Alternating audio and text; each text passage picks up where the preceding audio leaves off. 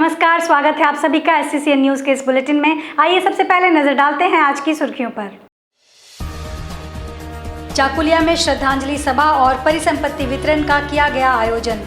मुख्यमंत्री हेमंत सोरेन ने झारखंड के शहीदों को दी भावभीनी श्रद्धांजलि। इस कार्यक्रम में 757 करोड़ से अधिक परिसंपत्ति का किया गया वितरण।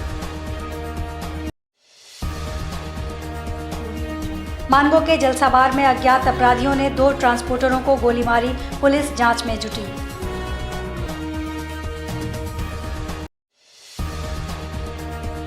हितकू में स्थानीय विस्थापित एवं प्रभावित बेरोजगार संघर्ष समिति द्वारा यूसिल के खिलाफ खोला गया मोर्चा।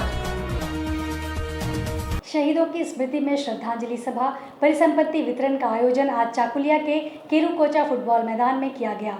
इससे पूर्व शहीद साबुआ हांसदा एवं मंगल हांसदा की समाधि तथा प्रतिमा पर भावभीनी श्रद्धांजलि अर्पित की गई। इस अवसर पर मुख्यमंत्री के साथ मंत्री चंपई सोरेन, मंत्री बन्ना गुप्ता, विधायक समीर मोहंती, मंगल कालिंदी, सविता महतो, रामदास सोरेन सहित कई पार्टी के कार्यकर्ता उपस्थित थे। इस कार्यक्रम में 757 करोड़ से अधिक परिसंपत्ति का वितरण किया गया।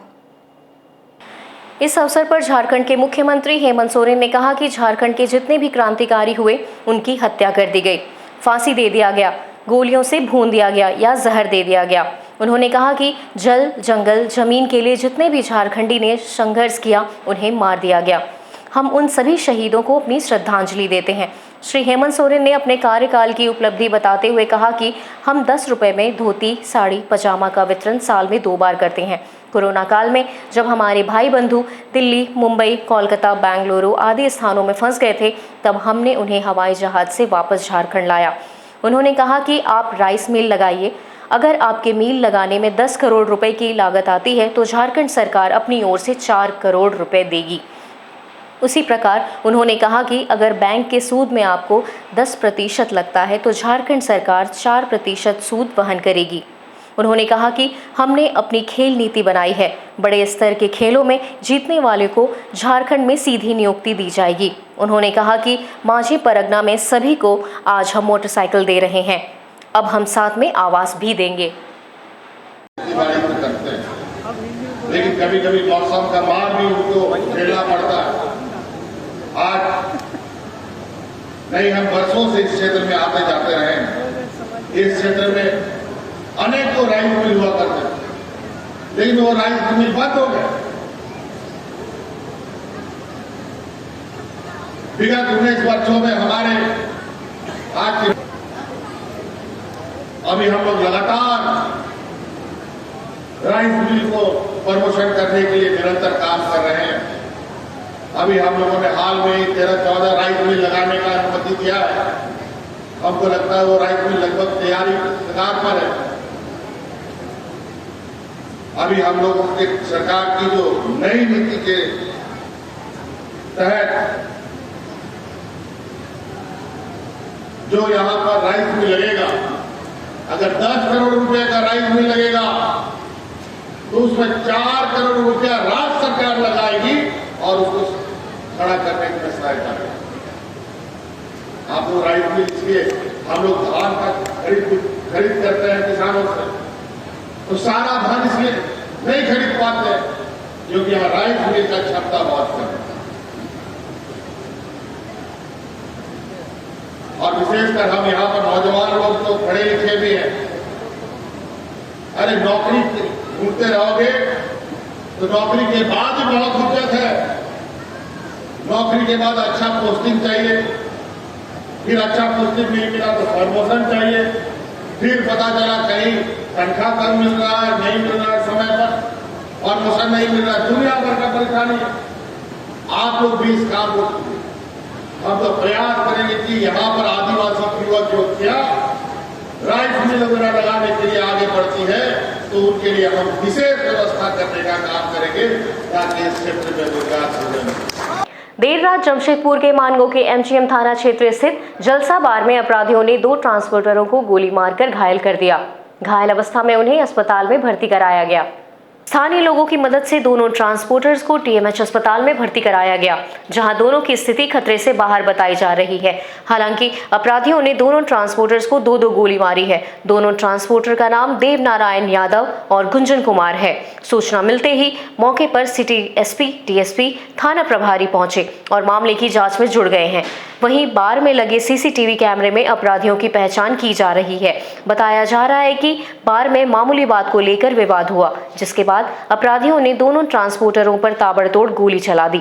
फिलहाल पुलिस पूरे मामले की जांच कर अपराधियों की गिरफ्तारी के लिए छापेमारी कर रही है। गोली लगी, उनका नाम है देव नारायण यादव उर्फ चौहा यादव। कहाँ के हैं?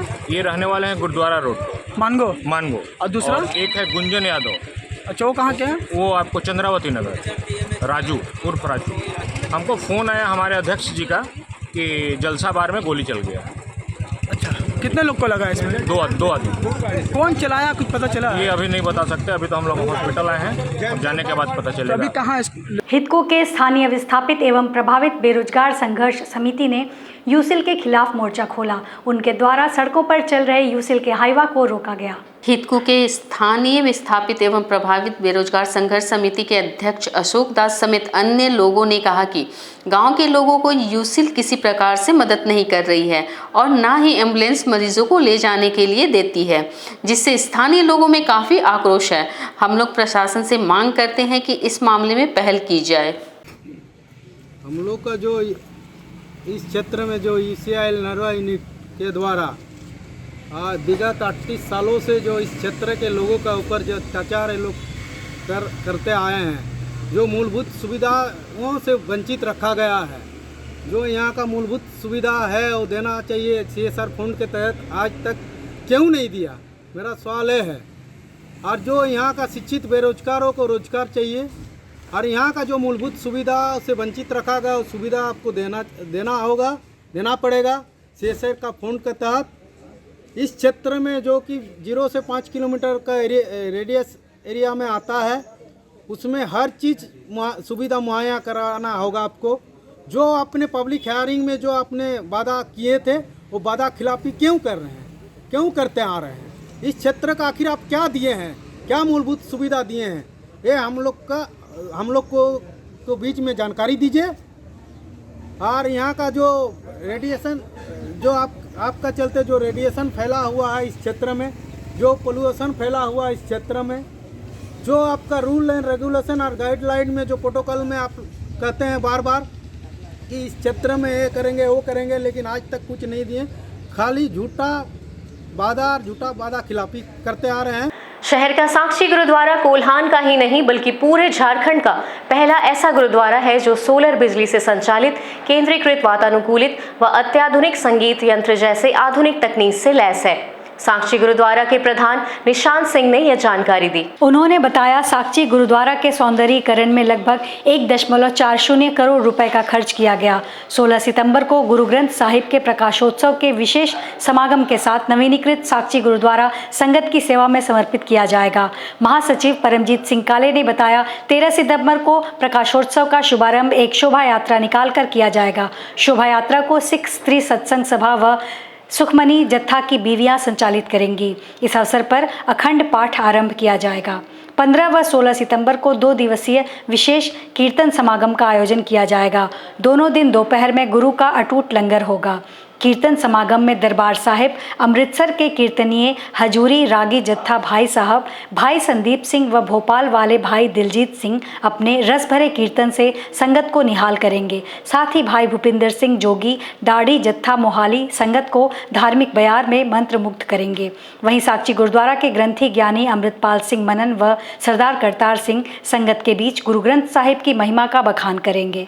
सिस्टम लगाया गया, रोटी बनाने वाली मशीन लगाई गई और अब जो दरबार हॉल है, मुख्य दरबार हॉल, वो सेंट्रलाइज ऐसी किया गया। चूँकि ये जमशेदपुर का हार्ट है, साक्षी गुरुद्वारा सेंट्रल गुरुद्वारा माना जाता है, तो हम जैसे अपनी आस्था रखते हैं श्री दरबार साहिब अमृतसर से कि वहाँ जाके हमें मन की संतुष्टि मिलती है, तो वैसा ही हमने इस पर जोर दिया है कि जो संगत आए वो उनको आराम मिले, ताकि वो जो यहाँ भजन कीर्तन सुनने या जो श्रद्धा भावना लेके आते हैं उनको इसकी मन की संतुष्टि मिले। और तन की संतुष्टि के लिए जो हमने 2 दिन का प्रोग्राम है हमारा 15-16 का, उसमें दोनों दिन दोपहर में गुरु का अतुट लंगर होगा। 13 तारीख को हम गुरुद्वारा साहब से बसंत सिनेमा होते हुए सागर होटल गोलचक्कर से होकर वापस साक्षी गुरुद्वारा में शोभा यात्रा निकालेंगे और शोभा यात्रा के पश्चात मेन हॉल में गुरु ग्रंथ साहब की स्थापना की जाएगी और वहाँ अखंड पाठ साहब प्रारंभ होंगे। साहब है उसको हम लोग पूरा मतलब सेंट्रल एसी किए हैं, नया पालकी साहब लगाए हैं, उसका उद्घाटन हम लोग करने जा रहे हैं और साथ ही साथ हम लोग का प्रकाश दिहाड़ा होता है फर्स्ट पर और उसी को नजर रखते हुए हम लोग उसको उसी दिन उसका उद्घाटन के लिए मतलब जो है डेट 15 से फिक्स किए हैं। 15 और 16 को कीर्तन दरबार होगा, सुबह शाम लंगर होगा और संगत को हम लोग उस दिन Singhbhum chamber of commerce and industries में चुनाव के लिए फॉर्म मिलना शुरू हो गया है। फॉर्म भरने की तारीख 12 एवं 13 सितंबर तय की गई है। चैम्बर के वर्तमान अध्यक्ष विजय आनंद मुनगा ने बताया कि हम लोग इन 2 तिथियों में अपने फॉर्म भरेंगे। जमशेदपुर के व्यापारी ही नहीं बल्कि पूरे कोल्हान के व्यापारी चैम्बर के 2021 से 23 के कार्य को देखते हुए चाहते हैं कि यह टीम पुनः रिपीट करे। उन्होंने कहा कि आज लगभग 100 लोग फॉर्म लेने के लिए यहाँ आए हैं और लोगों में काफ़ी उत्साह है। पिछले 2 वर्षों में चैम्बर को कॉरपोरेट लुक मिला है। इसके अलावा चैम्बर द्वारा विभिन्न तरह के कार्यों को किया गया है, जिसके कारण व्यापारी वर्ग, उद्योग वर्ग सभी में काफ़ी उत्साह देखा जा रहा है। हमें पूरी उम्मीद है कि इस बार भी हमारी टीम विजय होगी।